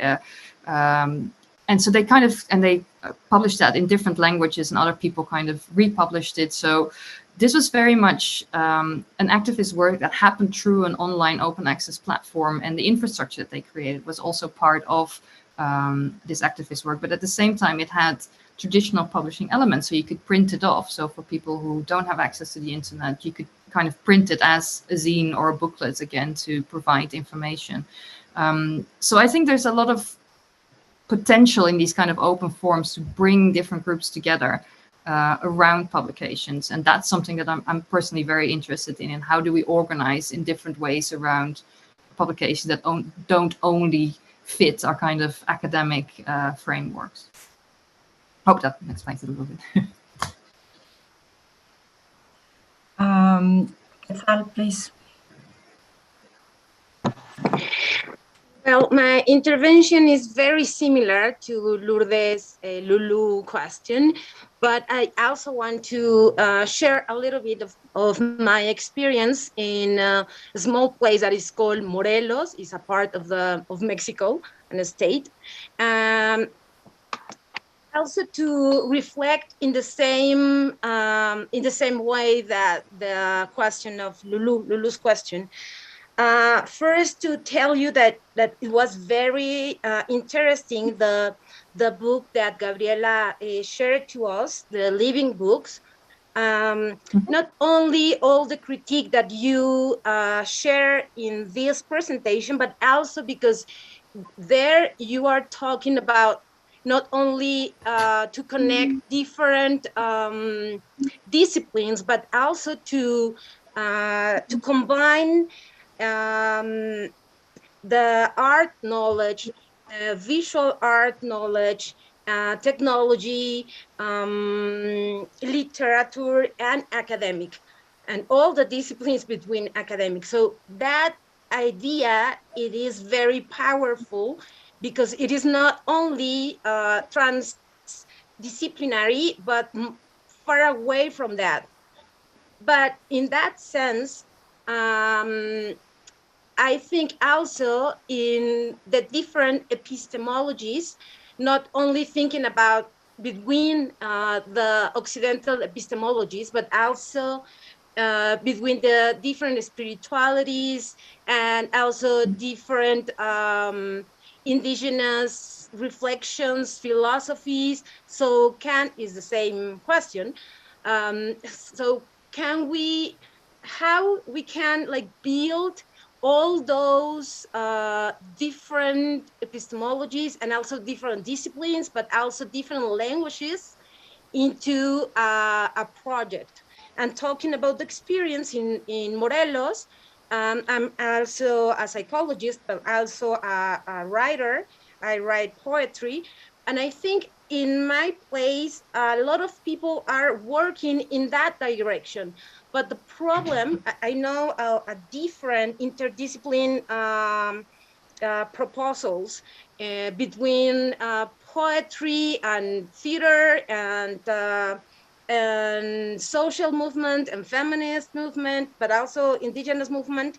And we have like a lot of creative ideas, but I think the problem is that we do not have the connections to create like a global, intersectional, and very complex, as you are sharing with us, this experience of the living book. I mean, I think my inquiry or my question is more about how we can like relate with all those different platforms and how we can build our own experience, like local experience, but also like with the connection with the global projects that you are talking with us, but because it is not only academic. I know that this perspective is more about how we build academic knowledge, but also in the living book, you are not just talking about that. You are going farther those limits of academic work. And I think the social movements, we are producing a lot of knowledge, but how we can interconnect that with the academia, but also with the technology, but also with all the productions, international and global production. Well, I hope I'll make sense with my comment. Definitely. You definitely do. And I mean, this is basically the thing I'm most interested in at the moment, I think, trying to find, well, not a solution. I don't have a solution, of course, for this, but trying to think through how we could make this better, maybe, right? How we can work towards that. So I'm very interested in this aspect of you know, I think a lot of the projects we do indeed are local and have to be local, right? I mean, there is value also in doing these local projects. And so a lot of the things that, and this also again has to do with maintenance and care and diversity, right? To make sure that with a lot of the kind of the more hegemonic platforms and things, a lot of the diversity disappears because they need to adapt to. So I really value those smaller, and a lot of the presses I work with are small. They are small interventions, right? Like Tita Press or Reanimate is not going to change the big commercial publishing landscape. They're just doing something different. But for me, there is a lot of value also because increasingly also with the infrastructures that are being built, the technical infrastructures that are open source and that can be reused by smaller local projects. Think, for example, of, I don't know if you've heard of Open Journal System, but this is the software that underlies most of the open access journals, from really small to quite big ones. And that's been used all over the world, but it's one infrastructure, but it's kind of applied then in local context. But I'm very interested in trying to figure out how we can kind of make connections between all these kind of small projects. And so we've been conceptually working on this idea of what we call scaling small, which is less about, and this is based on some of Anat Singh's work on non-scaling, for example. And this is based on the idea that by making connections between those smaller projects or alliances or networks, we can try and still kind of build them or kind of link them together, for example, through infrastructure, through translations, through ways of bridging differences without, you know, getting rid of them, while at the same time not scaling up to such an extent that diversity disappears. So we have been trying to do that mostly by setting up a lot of networks of care and solidarity. So, for example, the Radical Open Access Collective is one such network, and it's open for everybody, right? And we also stimulate people to set up their own publishing projects, because that's always a lot of the responses that people say, I can't get published somewhere. Why don't you set up your own publishing project or house? And I know, I mean, it's not the solution because it's hard, right? It's again extra labor, and but this is an option, I think. And I really think that we are increasingly creating the infrastructures and the kind of the possibilities for people to do so. And we're working together with all these groups of people on helping each other doing this. So I think there are possibilities through this kind of networked, keeping small and doing what we can labor-wise on our own term, in our own localities, but connecting with other similar projects to see how we can help each other and we can support each other, and in that sense, lift each other up. And you can see this because we, for example, some of us scale together then and then become part of bigger networks again. So then in certain instantiations of these networks, we form a big collection of books, for example, like what I explained with that book stand. And all of a sudden, if you've got 20 small presses together, that's actually a big collection, almost like a big university press. So yeah, that's the kind of the ways that I've been trying to work towards a solution, I guess, well, not a solution, but trying to kind of make things better in that sense. So I hope that might help you maybe a little bit to think through how you could do that in your own environment. Okay, so now we have several questions. I will read two and let you respond. Thank you, Quetzal, for sharing your experience, because Janneke said at the beginning, and now she reiterated that she's also interested in hearing more from what your experience, what you do here in Mexico, with publishing or in relation to publishing. So the next two questions, well, in fact, the first is several questions at once, but I will take it as one. And yeah, I mean, it's Daphne. Daphne is here. She researches feminist hacking collectives, and she's already done some work on that here in Mexico City, and she's currently expanding it. So her question relates to the technical aspect of the projects you've been working on or with. Who provides the technical part of it, like, do academics learn together how to build websites or platforms? Do they hire someone?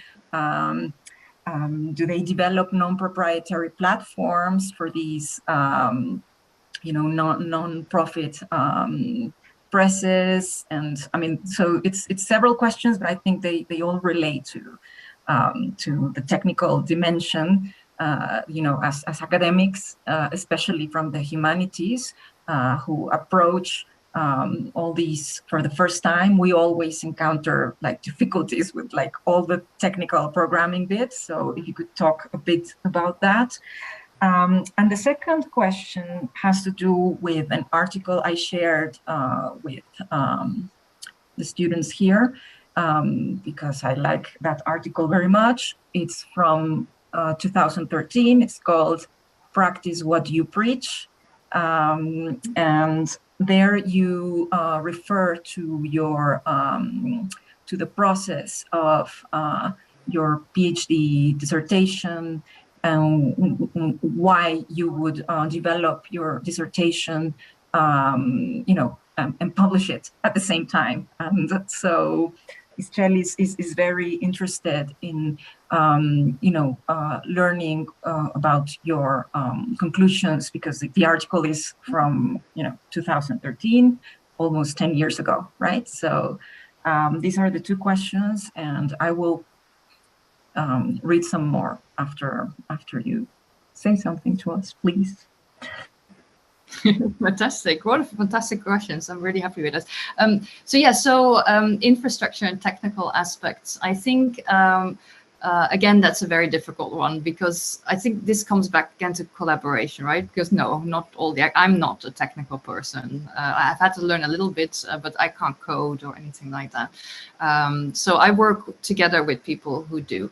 And I think there's also a little bit of this is an ongoing issue. I think that there's two kinds of experimental publications that you could kind of make. You could make bespoke ones that look much more at the specific things that you want to achieve with a specific project that wants to do certain things, right, as a specific intervention, for which you might need a bespoke solution, in which case, yes, you need a developer or somebody to do that with you. Now, some presses do that, right?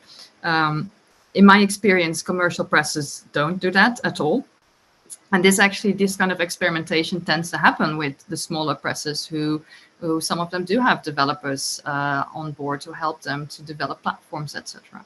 A lot of those presses also, of course, do that at the same time on an open source basis, because they follow the same kind of aspects around open access when they work for their infrastructures too. So they do that in an open source way.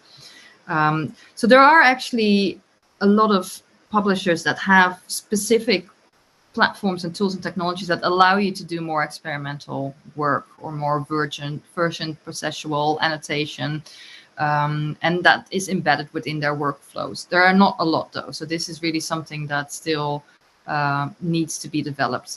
So there's a lot of kind of these one-off experiments, but then there's also increasingly platforms such as Manifold and Pop-Up and Scalar and Factors. And I would love to hear if there's more that you've been exploring as part of your hacking collectives too. So please do let me know. And those offer more kind of generalized forms in which you can do experimental publishing. Now, I think just as what we were talking about how does it work with your institution, I think it's, again, a big challenge to convince our institutions that we need people who can do development to do these kind of forms of publishing. So we've, at my institution, for the last 3 or 4 years, we've been trying to get a developer hired as part of a full-time position.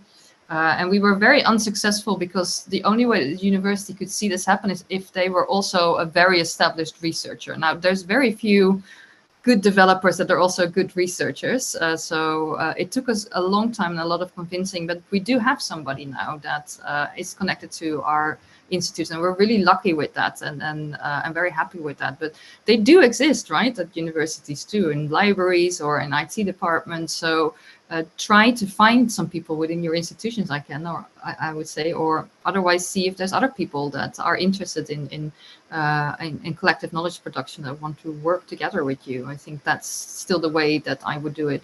And on the other end, within the project that I'm now working on, we're gathering together a lot of toolkits and compendiums of what is already out there. So for people that they don't have to build everything anew, but that they can see, like, look, there's so many tools there. And one of the things we're building is a compendium of experimental book publishing that has examples of experimental books and then links to the different kinds of platforms and tools that were used to create those, so that you can have a look at how those things are done. So yes, there's a lot of work still that needs to happen there, I think, but there is a lot of stuff out there too, and hopefully in the future we can help a little bit with that. So the second question around my thesis and my book. So yeah, so that thesis became the book that you just saw, which took a very long time. I'm a bit of a slow writer, but I basically started the blog, which was the basis of the blog and my dissertation in 2010, I think. And I think last year, so 2021, that turned into a book along the way. But yeah, what I describe in that article is the development of, I think, the blog, and how I used that to kind of share in progress versions. And that was amazing because that was the period in which blogs were quite new still, at least in academia. And I remember that there were some really big scholars that would respond to my blog as a PhD student, right? And I was like, wow, this is and this is a bit more common now with Twitter, etc. But Twitter was also really nascent at that point. But so yeah, so I used my thesis, and again, this was a lot of institutional discussion to get it that way, and I published it in different formats. So one is the blog, the other is a wiki, and the other one is a Common Press version. So Common Press is a platform that allows you to do annotations in the sidelines, and as a wiki, and also as a kind of a PDF as part of what I had to do for the submission for the book, for the thesis. And from there, I've turned it into the Living Books, which was a very long process because initially I wanted to do an experimental book still, in which other people would remix my book, but none of the presses would want that. And at that point, there are actually now presses who would probably be interested in that, but at that point, 2015, there weren't. So I think I spent about 2 years without any luck trying to find somebody who wanted to do an experimental project, and they didn't. So I just switched over to what people told me as a strategy to do at that point. Oh, just submit a normal book proposal and then hit them on the head afterwards saying you want to do something experimental. That didn't work. So, well, I did get a publisher, so that was good. But then the second strategy of trying to do something experimental afterwards, they were just like, no, that's not going to happen. And also the open access discussion was a very big one, because for me, of course, if you read the book, it's very important. You can also see that I write about the book being open access, but it was actually a very long conversation with the publisher and trying to find funding for it, which didn't work. And eventually, I think only a few months before the book was actually published, they told me that it could be published in open access. So I had to rewrite some sections to say that it could be. And at around the same time, I got contacted by the people from PopUp, which is a platform that's connected to MIT and also tangentially to the press. And they asked whether, since it was going to be open access now, whether I wanted to publish it on their platform, which allows versioning and updates and also annotations, etc. So I did that. And the version on that platform is a little bit different already because I've updated it to fit the platform. I've added images, I've added hyperlinks, so it's more of a multimodal edition. And in addition to that, after the book was published, I've done an interview in the margins of that book with somebody who was interested in knowing more about the book. So the conversation around the book is happening around the book too. So it has a kind of a multimodal versioned edition now next to the printed book. So I'm really excited about that, and I'm still gonna think a bit more what I want to do with it in the future, if I want to keep on versioning it or make further connections to it. So yeah, that was a super interesting experience, to do and to keep that idea that I described in that article alive, I guess, throughout the publication process. Thank you, Janneke. So I have two more questions here or comments. One is from Priscila Barredo, who is doing research on, correct me, Priscila, if I say anything wrong, please, on groups of feminist theologists being harassed by fundamentalist groups online. You know, like, it's like online harassment, right? From far-right fundamentalist groups towards feminist theologists. And she has a lot of experience working with feminist theologists in political activism in South America and the Caribbean. And she says, thank you for the presentation.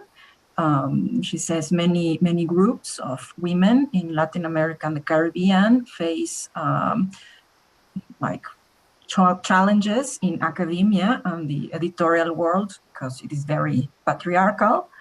And they have done lots of efforts to self-publish or publish, you know, for them amongst themselves, and to make their publications accessible in digital formats. However, they are still facing the challenge of making that economically sustainable, as everyone who engages in, you know, activist publishing. And they are still exploring, you know, like ways of financing, but also to recognize oral knowledges and illustration and music. I mean, I think especially in Latin America, this is very important. You know, like women's knowledge is typically oral knowledge. So it would be interesting to know if you know about some publishing projects that incorporate, you know, like other forms of knowledge, like in terms of sound and all of that. And the second question is from Sandra Hernandez, who is a philosophy PhD student and works on Giorgio Agamben, and she knows your work very well. She has been reading you for a while now as part of the editorial practice project. And she's asking, like, how do these feminist knowledges become recognized in the context where you find yourself at the moment? I think this brings us back maybe to the first question, you know, like the, I think feminist knowledges in the UK have, you know, like particular trajectories, and they became institutionalized in the humanities in particular a long time ago, you know. So I have already shared with this group my own experience. I came across feminism in the UK Academy. Everyone was a feminist, and feminist was part of, you know, like the content of whatever we did, right? And I think in Mexico, at least, maybe also in some other parts of Latin America, the situation is different. You do not necessarily come across feminism, first of all, in the academy. And the relation between politics and the academy is very different from what it is in the UK. So in the UK, it is possible to imagine, you know, feminism as an academic editorial practice. And here it's something relatively new for us, right? So I think that the question that Sandra is making comes from that, you know, from that perception of novelty. So she's asking how does feminism become institutionalized in that context, so that at this point we can acknowledge, you know, that, for example, the Radical Open Access Collective would be impossible without, you know, a feminist contribution to the academy in terms of values, of course, ethics of care, and, you know, concern about diversity, and this challenge to the idea of authorship and to the commodification of knowledge, right? So, I mean, it's already become very complex, so I'll leave it there, but these were the two questions. Amazing. Fantastic. So yes, to come back to the first one, I think one of the things that you mentioned in there was this idea of oral, right? And I think that's so interesting too. And there are some, I've actually just been to a conference on multimodal publishing a few weeks ago. I don't know if it was recorded, but it was just called the Multimodal Publishing Conference, and it was organized by, let me see, by the University of British Columbia in Canada. And so they have a press, which is called UBC Press. And they've got a few projects which are super interesting. One of them is called Raven Space, which is a platform or a series for Indigenous knowledge production. And I can really recommend that, having a look at that. They have one book out now, but they've got a few more in the pipeline.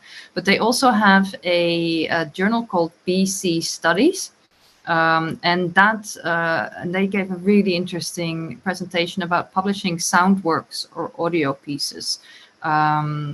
So that this is like an interdisciplinary humanities social sciences journal, but it's very much also regional based again, right? So it is trying to do that work on a regional scale. Although, you know, it's a Canadian journal and a press, so they are very much funded also by the university. But they have been sharing a lot about how they work with sound works and oral works, and how they kind of initiate that within their publishing workflows, how you do review of this, how do you, like what is a multimodal review of an oral work, etc. So they've developed a lot of guidelines, and they've shared a lot around that too. So I can really recommend them to check them out and see how they've been doing that.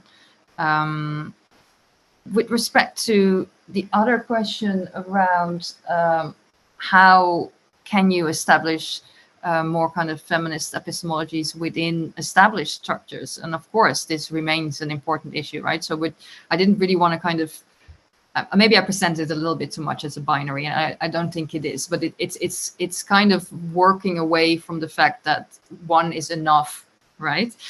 So it will never be enough to only have more inclusivity and diversity in publishing if the publishing system itself is still based on these underlying issues. That doesn't mean that we don't also need to carve out a space for the kind of work that we want to do, right? And yes, I am well aware that, you know, we do in the UK have that space, and I'm really grateful for it too, and also aware that it's being endangered all the time, right? We're facing quite a lot of culture wars at the moment, in which, and I think you have that in the US too, for example, that critical race studies and feminist studies are seen as not real research, and they're being actively attacked by certain political constituencies. So how to find a way in? So one of the things that, I mean, you can highlight is to start thinking more maybe from an intersectional perspective around how to open up in general, because sometimes that as a strategy works better than only to kind of focus on the feminist aspects, right? Like how can we open it up more to different knowledges, to early career researchers, to see this as a kind of an approach towards opening up the academia as a whole, which might sometimes in certain context work better as a kind of emancipatory kind of project. And I think, you know, you can sneak it in that way too, by starting to think about different ways of doing peer review, for example, by thinking about different ways of collaborating on work, etc. So if the feeling is that it's hard to bring that in from a specific feminist angle, I would say is try and sneak it in through the back door, if anything. I mean, that's not sustainable either, but it might be a way to start having these conversations maybe. And again, I think there's also still a lot to be seen in the kind of generational divisions, right? Because I think one of the issues with publishing, of course, it is that conservative, because a lot of the editorial boards are still filled with elderly male professors, etc. But this, you know, this is changing slowly. So I think it's also about a generational division and trying to make sure that the way we also educate people to show to them that there's different ways of publishing, and to show to them there's a different ways of doing research. So hopefully, yeah, those kind of strategies together will be a bit helpful. But I'm also, again, very interesting to hear how you have been navigating that yourself, right? Like what kind of strategies have you been using up to now to try and bring that in? I'd love to hear more, because I think I'm just as you, I'm trying to kind of navigate my way in that sense. Okay, thank you. So just two more questions. The first is from Mayra, who hasn't been able to open her microphone. And the last question is mine, and is dedicated to my BA students who could join us today. They are Elvira and Sebastián. There are many more, but they didn't make it. And well, Mayra's question is, I mean, the first is very general, like your opinion on alternative publications. I think, you know, like from the presentation, you can, that's answered. But then she asks something more specific about extra institutional reports as a political gesture of feminist movements, like case reports on international instruments. I don't know if you have an opinion about that, but that's what the question contains, you know, like extra institutional reports on how international instrument works. I don't know, do you have anything in mind about that? Would that be like more reports for civil society, for example, like when you're working together with organizations, right, that are not academic, let's say arts organizations, or I work a lot with publishers and libraries, for example, who are not always in academia, right, they're often disconnected. And I do write a lot of kind of work for them as part of consultancies or kind of, and I think that is a kind of a gray area, right? Like how, and I think it's also that element of public scholarship, I think, that you're maybe gesturing towards a little bit of kind of collaborating with organizations outside of academia. And I think this is amazing. And I wish this was also more recognized, right? Because I write quite a lot of those kind of more consultancy kind of reports that don't maybe have a lot of original contribution to scholarship or new arguments in it, but I think that they can be really valuable because they often bring together a lot of literature or resources that are helpful for people in certain situations, right? So, and I think that labor, again, is something that's just not as much recognized within academia, and that's a big shame, I think, because it's very much needed. I hope that was a little bit what you meant, but apologies if not. I hope so too.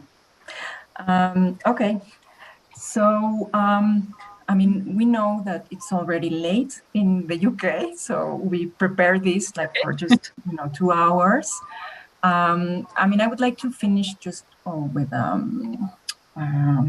maybe some sort of reflection that goes back to the theory-practice divide that your whole work calls into question, challenges, experiments with, here in Mexico, I think, but this is my opinion, academia in general makes a very stark divide between theory and practice. And sometimes that makes communication very difficult between, for example, social movements and academics. It's like you only do theory and the others only do practice. And that's, it's always a challenge for people who study social movements, work with social movements. There has to be a lot of academic posturing that, no, this is practice. This is not theory, like some sort of anti-intellectual gesture is always necessary to be sympathetic, about social movements and so forth. But anyway, so I think your work is actually very, very useful for us, in terms of trying to imagine the relation between theory and practice differently through our writing and publishing practices and all of that. But besides that, I think there is a very particular conception of intellectual work in what you do.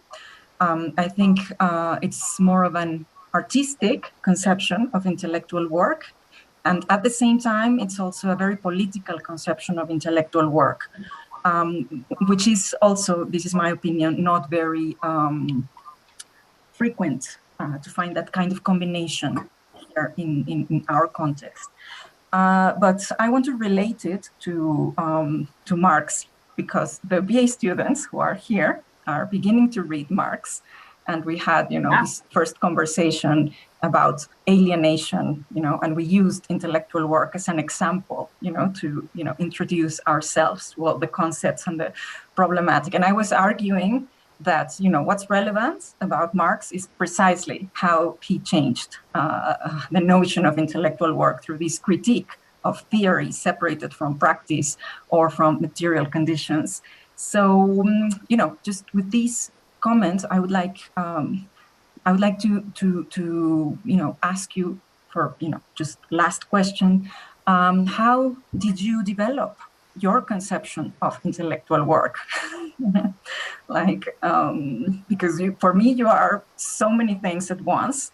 You're a philosopher, you're a historian, you're a sociologist, you are a cultural studies practitioner, you are a publisher, you are an editor, like so many things that are all orientated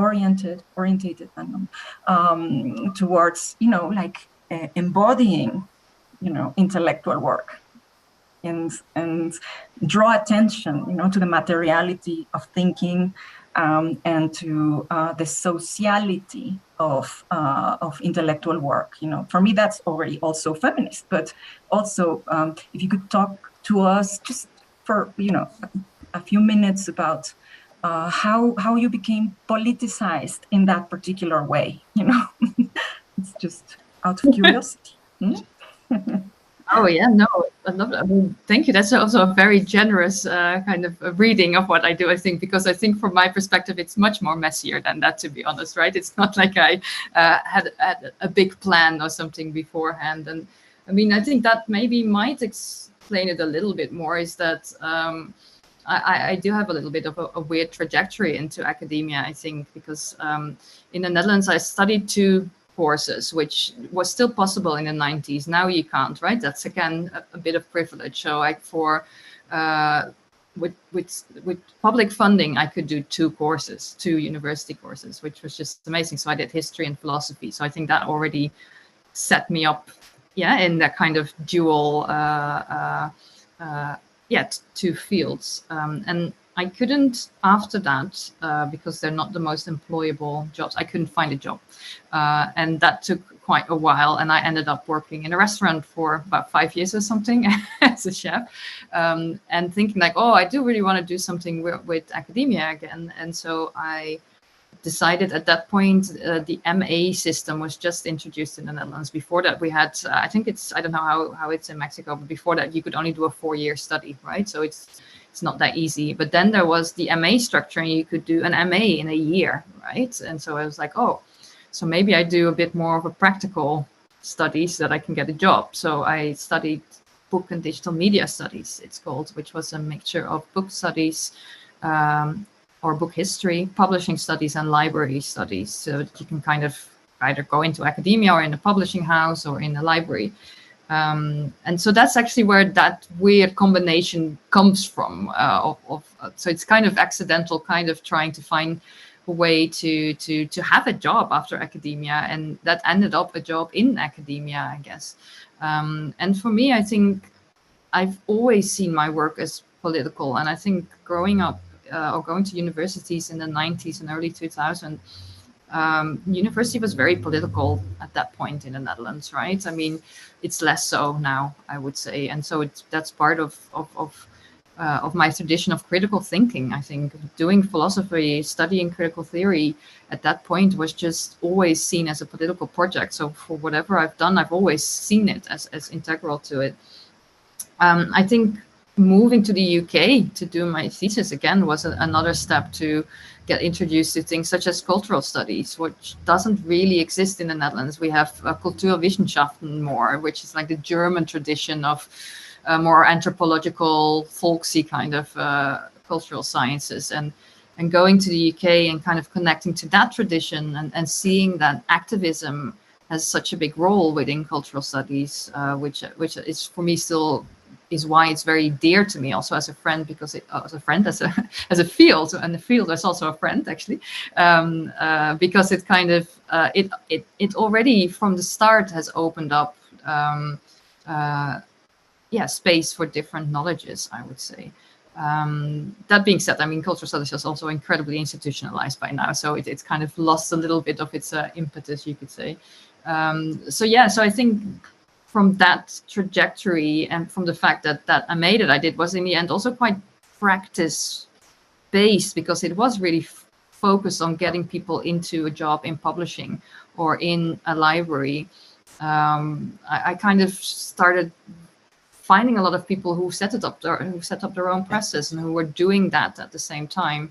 And also through cultural studies as a field, because I think as a field, it's always been very much interested in, from a Marxian perspective, the means of knowledge production, right? And which and how we can kind of common those, or how we can kind of, make sure that the means of knowledge production are in our own hands. And so that's what those scholar-led presses that I've been exploring have been doing, to try and figure out how we can produce knowledge in a way that that for us makes sense, to make it more equitable and more open for others to access. So I think that kind of explains it a little bit together. I guess it's a combination of life, theory, practice happening at the same time, and trying to find a way in that and in academia. And I am quite lucky. I know that with such a weird background, I did find a spot at a university, and it's also going to be very hard for me ever to leave, because I would not know where to go, because there's jobs in publishing at universities, but that's very much focused on literary publishing, or actually knowing how publishing works. I'm not a kind of a traditional cultural studies or media studies scholar. So yeah, I think it gives you, on the one hand, having this kind of broad range gives you opportunities, but it's also hard still within an institutional setting to sit outside a lot of things, because yes, our institutions do still prefer specialized roles, right, that they can easily put towards teaching and research in specific fields. So yeah, I think that explains it a little bit, I hope.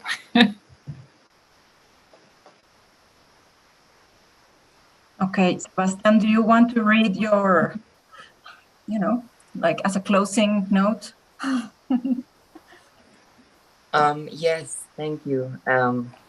I really just wanted to thank you, Janneke, for introducing us to these projects.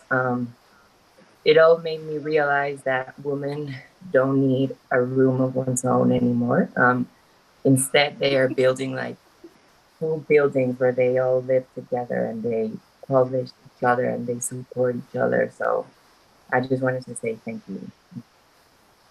Oh, thank you. That's so nice. Yeah, no, I hope so too, that we'll be building that together. Indeed, that's the plan, right? To do that. Yeah. Scaling small. Yes. So with that, we can, end the session. Thank you again, Janneke. We will be discussing a lot about what you have shared with us, and hopefully we can give you, like more feedback and make some, concrete offer of collaboration in the near future with the Critical Gender Studies PhD program. And well, thank you. Thank you so much. Thank you so much, everybody. And please, if you have any other questions or want to ask something, please, you can just email me or ask Gabriela, and she can email me if you want to. So yeah, and I really enjoyed this. Thank you so much for your great questions and for sharing also so openly. So yeah, it's really great. Thank you so much. Okay, so bye-bye. Have a nice day, everyone. Good night. Regards to Dan. Thank you. Bye from